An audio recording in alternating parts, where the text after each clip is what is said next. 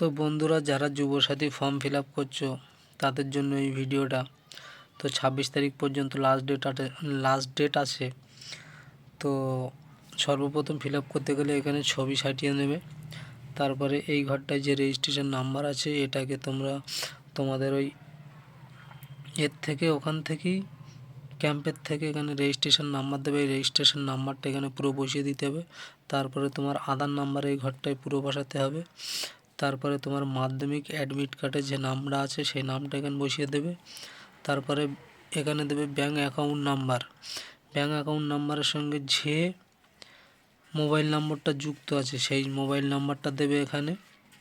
তারপরে এখানে email ID থাকলে দেবে, না দিলে না দেবে, কোনো অসুবিধা নেই। তারপরে আছে এখানে মেল ফিমেল, মানে তুমি যেটা মহিলা কি পুরুষ কি আদার্স সেগুলো দিয়ে দেবে।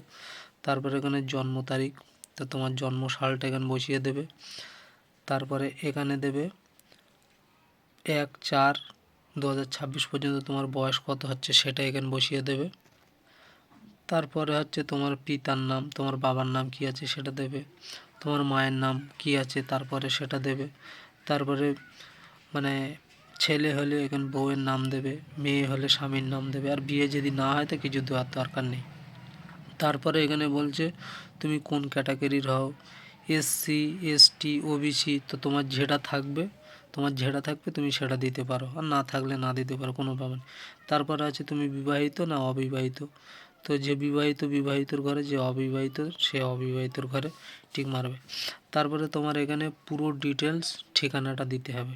ডিটেলস ঠিকানাটা কি, তোমার ঘরের নাম্বার, তো গ্রামের লোকের তো ঘরের নাম্বার খুব একটা থাকে না, আছে কিন্তু নেই, তো দেওয়ার দরকার নেই। তারপরে তোমার গ্রামের নাম, তোমার পোস্ট অফিসের নাম, তারপর তোমার গ্রাম পঞ্চায়েতের নাম, তোমার পৌরসভা মানে ব্লকের নাম কি, এবং তোমার থানা, তারপরে তোমার জেলা, তারপর পিনকোড ওয়েস্ট বেঙ্গল এখানে সিলেক্ট করা আছে। তো এইভাবে পরপর করে খুব সুন্দর করে স্পেলিং ঠিক লিখে ফিল আপটা করবে।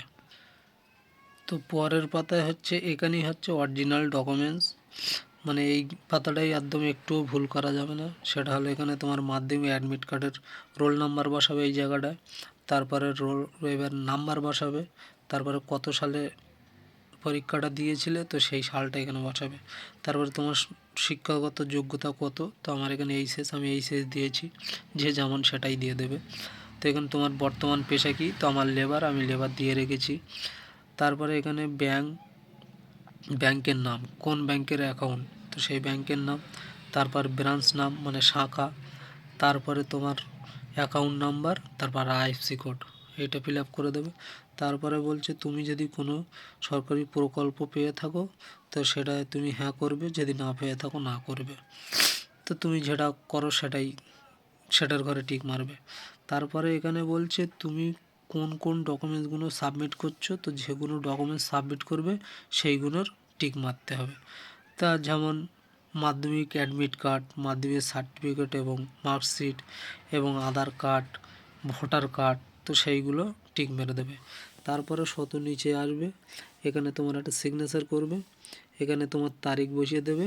এই ঘরটায় রেজিস্ট্রেশন নাম্বার, উপরে ফার্স্ট পাতার রেজিস্ট্রেশন নাম্বারটা এখানে বসিয়ে দেবে।